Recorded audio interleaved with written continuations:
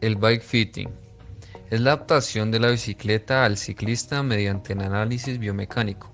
El bike fitting sirve para mejorar el rendimiento, además si se trata de una lesión de cuello, de rodilla o de espalda. Cada ciclista necesita una adaptación personalizada de su bicicleta y debe tener en cuenta que aunque sea de su talla no quiere decir que esté perfectamente adaptada.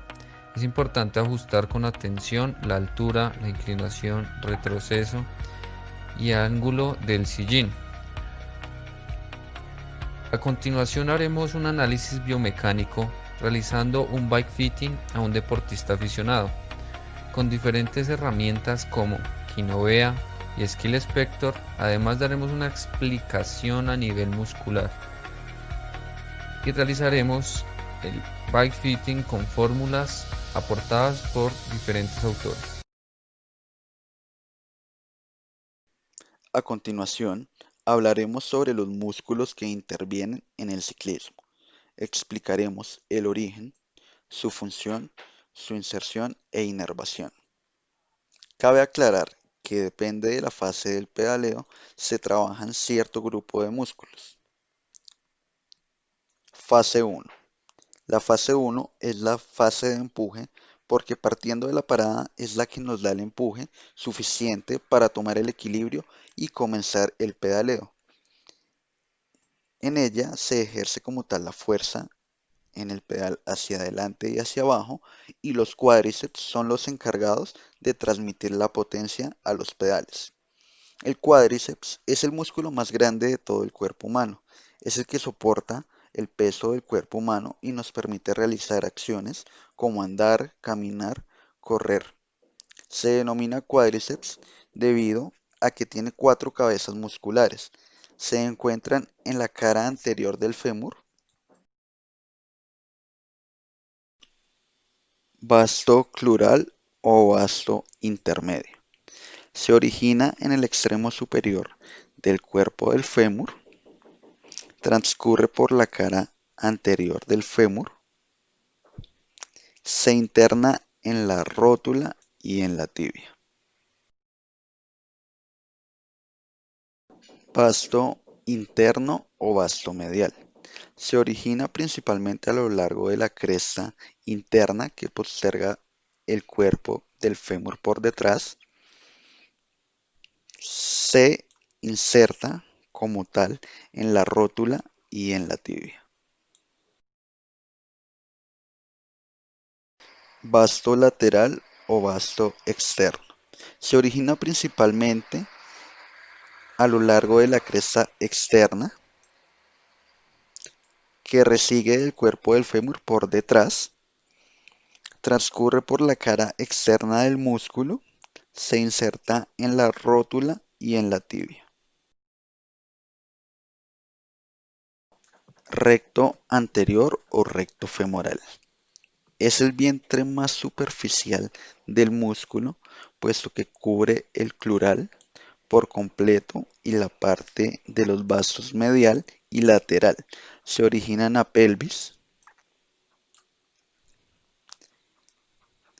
se inserta junto a ellos sobre la rótula y la tibia. Fase 2. La fase 2 es la fase de tracción.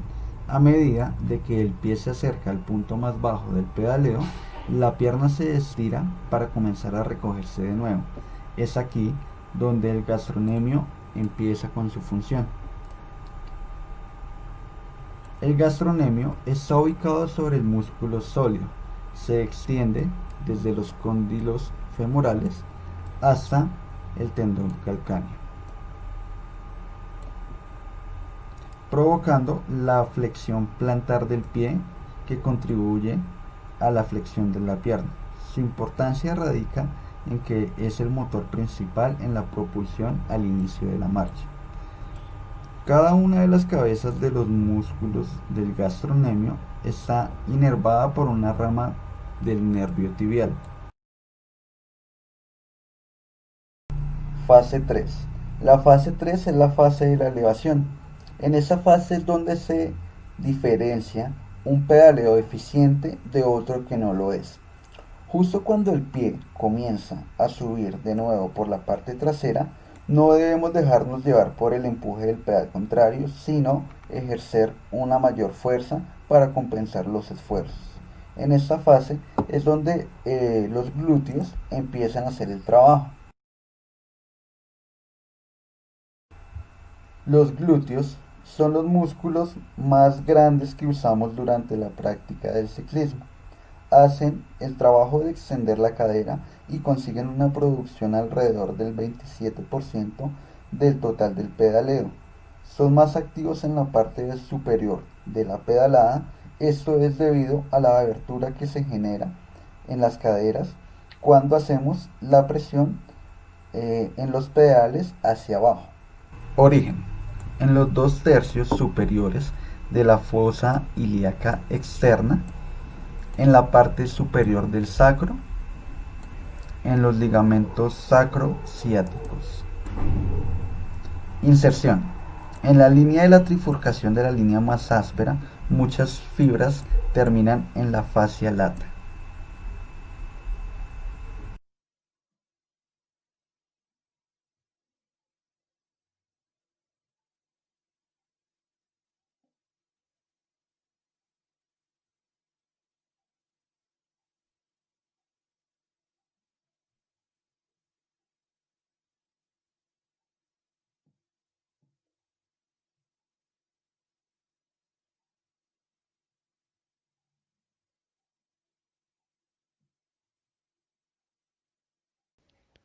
Luego de observar las fórmulas que se tomaron para realizar el trabajo de bike fitting, podemos observar que las medidas que nos dieron luego el bike fitting fueron en el trabajo de Disley en la tesis doctoral,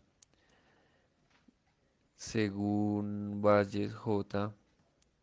El anclaje del pedal se toma desde la distancia de ambos maleolos. La distancia en este caso nos dio 35 centímetros.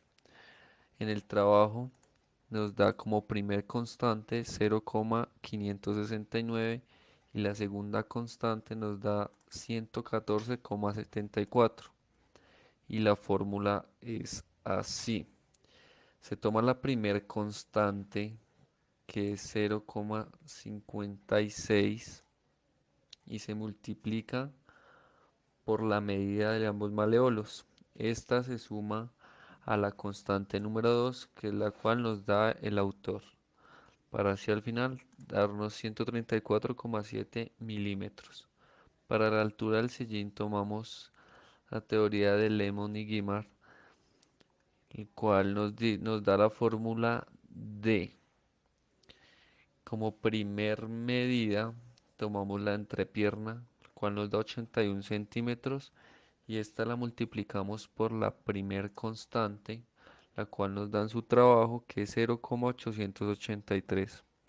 Esta nos da como resultado 71,523 centímetros.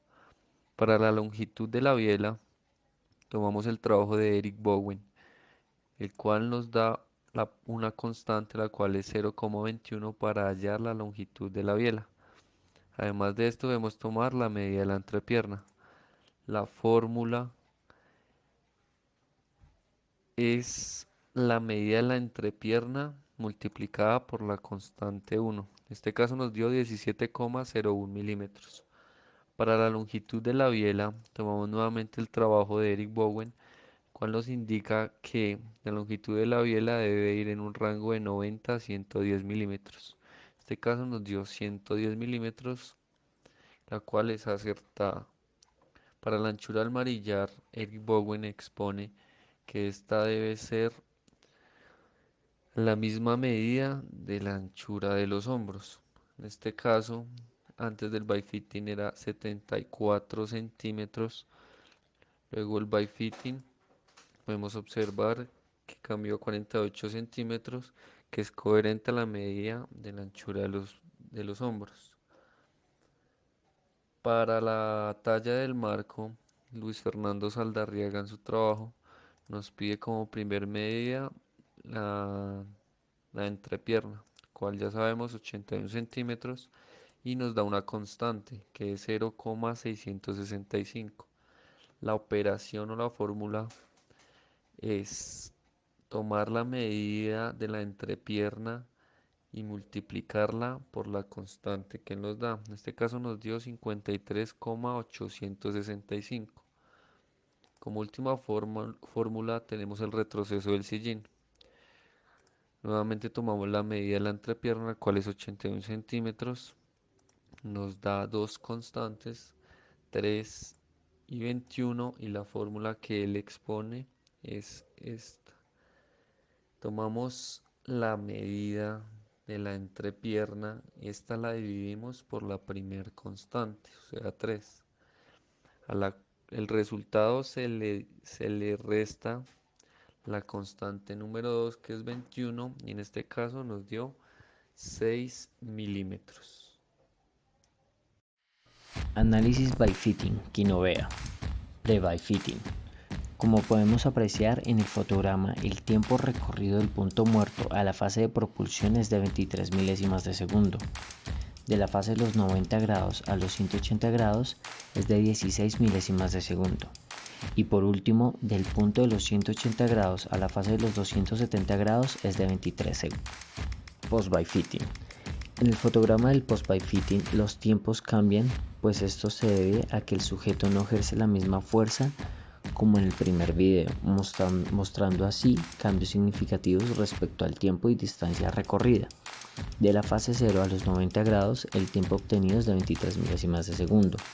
De los 90 grados a los 180 grados es de igual modo de 23 milésimas de segundo. Y por último, en el recorrido de los 180 grados a los 270 grados hay un tiempo de 26 milésimas de segundo, reduciendo así sus tiempos. Ángulos pre-by fitting. Enseguida mencionamos algunas de las medidas suministradas por Quinovea con respecto a los ángulos tomados desde las diferentes secciones corporales. La pierna derecha en una semi-extensión alcanza un ángulo de 131 grados. La pierna izquierda alcanza una elevación de 84 grados y una flexión de 44 grados en su parte interna posterior. La postura de la espalda alcanza un ángulo de 221 grados. Ángulos post-by fitting. Luego de realizar los ajustes requeridos para el by fitting, Quinovea nos arroja los siguientes resultados. La pierna derecha en una semiflexión alcanza un ángulo de 135 grados. La pierna izquierda alcanza una elevación desde el punto 0 de 90 grados y su parte interna posterior de 61 grados. La postura de la espalda obtiene como resultado una angulación de 215 grados. Plano sagital, elevación de pierna derecha.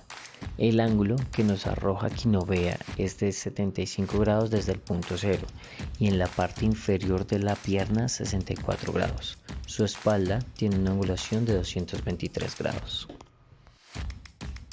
By fitting, misma toma, plano sagital. La pierna derecha en elevación tiene un ángulo de 79 grados y el ángulo inferior de esta misma 64 grados. Su espalda cambia por 5 grados en la postura a un total de 228 grados, dejando a nuestro sujeto de prueba con una postura un poco más erguida. By fitting. En el seguimiento de trayectoria podemos observar cómo desde el punto 0 al punto de los 360 grados de rotación de la biela se obtiene un tiempo de 76 milésimas de segundo y un recorrido de 1 metro con 24 centímetros. En el post-by fitting apreciamos que el tiempo obtenido es de 86 milésimas de segundo y un recorrido de 1 metro con 20 centímetros. Como lo mencionamos previamente, tanto el tiempo como la distancia recorrida se vieron afectados, ya que al aumentar el tiempo disminuyó en 4 centímetros la distancia recorrida. Análisis Skill Spector.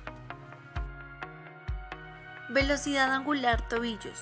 En la gráfica se evidencia que el tobillo izquierdo del deportista alcanza un pico de 287.58 debido a que el ciclista ejecuta una mayor potencia de pedaleo con el pie izquierdo y por ende se ve aumentada su velocidad angular. A mayor potencia que ejecute en su pedaleo, mayor será su velocidad, ya que la velocidad angular expresa el ángulo descrito en la unidad de tiempo por el radio de un cuerpo que gira en torno de un eje. En la parte inferior de la gráfica podemos observar la comparación de ambos tobillos respecto a su velocidad angular. Aceleración angular rodillas.